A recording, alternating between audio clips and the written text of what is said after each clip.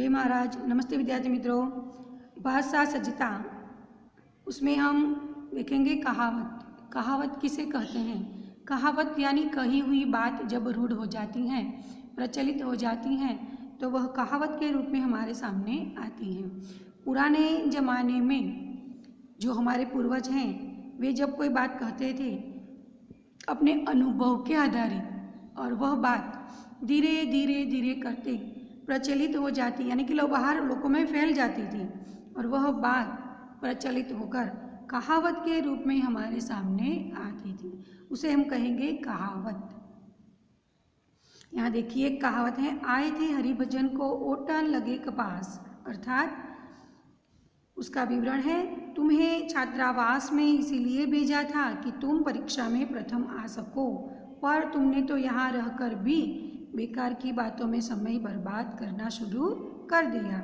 इसे कहते हैं आए थे हरिभजन को ओटन लगे कपास। अर्थात अच्छा काम छोड़कर महत्वहीन काम में लग जाना, यानी कि हमें कोई अच्छा कार्य करने के लिए वहाँ भेजा था और हमने वहाँ कोई अच्छा कार्य किया नहीं और व्यर्थ काम में हमने समय पसार किया। इसीलिए कहा गया आए थे हरिभजन को ओटन लगे कपास।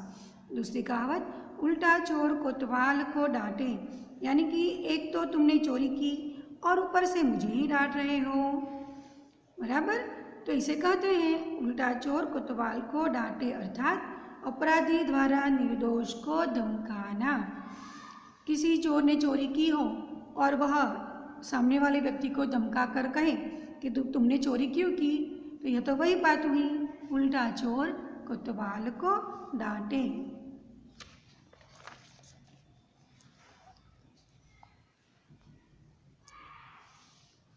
ऊंची दुकान फीका पकवान। अर्थात हमने तो तुम्हारी दुकान की प्रसिद्धि सुनकर सामान खरीदा था, मगर आपका सामान तो बहुत ही घटिया निकला।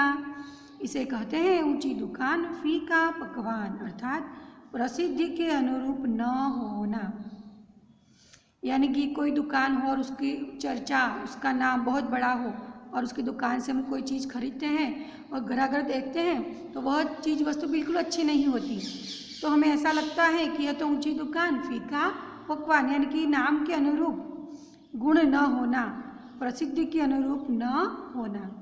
एक तो करेला ऊपर से नीम चढ़ा, वह शराबी तो था ही, जुआ भी खेलने लगा। यह तो वही बात हुई, एक तो करेला ऊपर से नीम चढ़ा। अर्थात एक दोष के साथ साथ दूसरा दोष भी लग जाना, यानी कि एक अवगुण तो हमारे अंदर हो और कोई दूसरा गलत कार्य करने पर दूसरा भी अवगुण हमारे अंदर आ जाता है। तो यह तो वही बात हुई, एक तो करेला ऊपर से नीम चढ़ा, यानी कि एक दोष के साथ दूसरा दोष भी लग जाना। एक सड़ी मछली सारे तालाब को गंदा करती है। जब से धनराज हमारी कक्षा में आया है, उसने कई बार चोरी की है। उसकी देखा देखी कई और लड़के भी इस लत में पड़ गए हैं। ठीक ही कहा है, एक सड़ी मछली सारे तालाब को गंदा कर देती है। अर्थात एक की बुराई के कारण सबकी बदनामी होना। कक्षा में कोई एक लड़का बुरा आ जाता है और वह गलतियों पर गलतियां करता रहता है, तो दूसरे लड़के भी उसकी लत में आ जाते हैं। तो यह तो वही बात हुई, एक सड़ी मछली सारे तालाब को गंदा करती है, यानी कि एक की बुराई के कारण सबकी बदनामी होना। कंगाली में आटा गिला। गंगू पहले ही बहुत निर्धन था, छोटी सी नौकरी में बड़ी मुश्किल से गुजारा कर रहा था।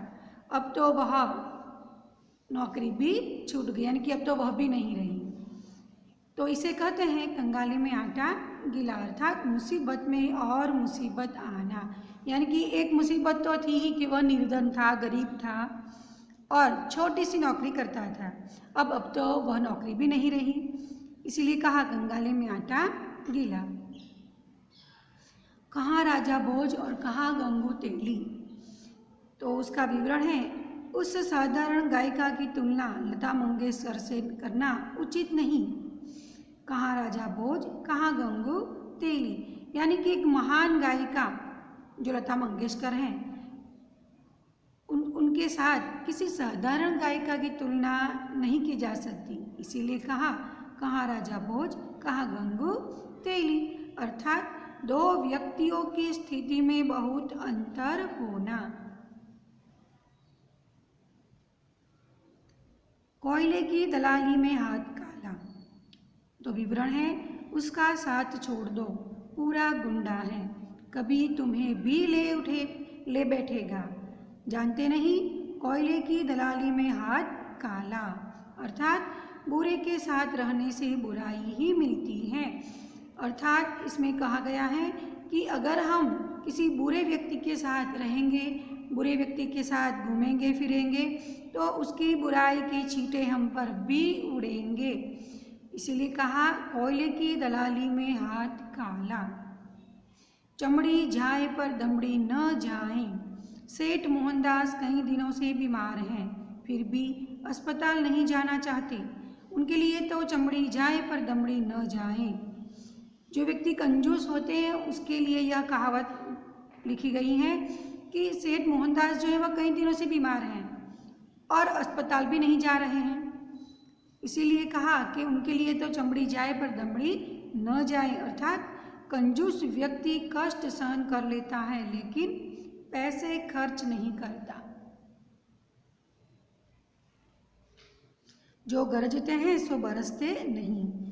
कमल ने इस बार 100 मीटर की दौड़ में प्रथम स्थान प्राप्त करने का दावा किया था। वह प्रथम तो क्या, तृतीय भी न आ सका। यानी कि कुछ व्यक्ति ऐसे होते हैं जो बड़ी बड़ी बातें करते हैं, परंतु जो बातें करते हैं उसके अनुसार काम नहीं करते। उनके लिए यह कहावत है, जो गरजते हैं सो बरसते नहीं, अर्थात जो गरजते हैं सो बरसते नहीं, अर्थात जो डींग मारते हैं वे काम नहीं करते। यानी कि बड़ी बड़ी बातें करते हैं पर काम नहीं करते। यहाँ देखिए, नाम बड़े दर्शन छोटे। तो तुम्हारे विद्यालय की बहुत प्रशंसा सुन रखी थी, पर आकर देखा तो बढ़ाई का स्तर कुछ भी नहीं था। इसे कहते हैं नाम बड़े और दर्शन छोटे, अर्थात प्रसिद्धि अधिक किंतु तत्व कुछ भी नहीं। यानी कि किसी भी विद्यालय या किसी पाठशाला का नाम सुनकर हम वहाँ पढ़ने चले जाते हैं और फिर वहाँ जाकर पता चलता है कि यहाँ तो पढ़ाई का स्तर बिल्कुल नहीं है, तो तब हम कहते हैं कि नाम बड़े और दर्शन छोटे। बोया पेड़ बबूल का आम कहाँ से पाए। सारे साल तो तुमने पढ़ाई नहीं की, अब उत्तीर्ण होने के सपने देख रहे हो। यह संभव नहीं है, क्योंकि किसी ने कहा है, बोया पेड़ बबूल का आम कहाँ से पाए, अर्थात बुरे कामों का अच्छा फल नहीं मिलता। पूरे साल हम पढ़ाई न करें, बैठे रहें और हम यह आशा रखें कि मेरा प्रथम नंबर आ जाए, मैं पास हो जाऊं, तो यह मुमकिन नहीं है, संभव नहीं है। क्योंकि बोया पेड़ बबूल का तो आम कहाँ से पाए, अर्थात बुरे कामों का अच्छा फल नहीं मिलता। इस प्रकार सारी कहावतें आप अच्छी तरह से सुनिए, 2 बार सुनिए और फिर अपनी कॉपी में लिखने की कोशिश कीजिए, क्योंकि यह कहावतें परीक्षा में पूछी जा सकती हैं। इसलिए ध्यान से वीडियो पढ़िए, सुनिए और अपनी कॉपी में लिख लीजिए। जय महाराज।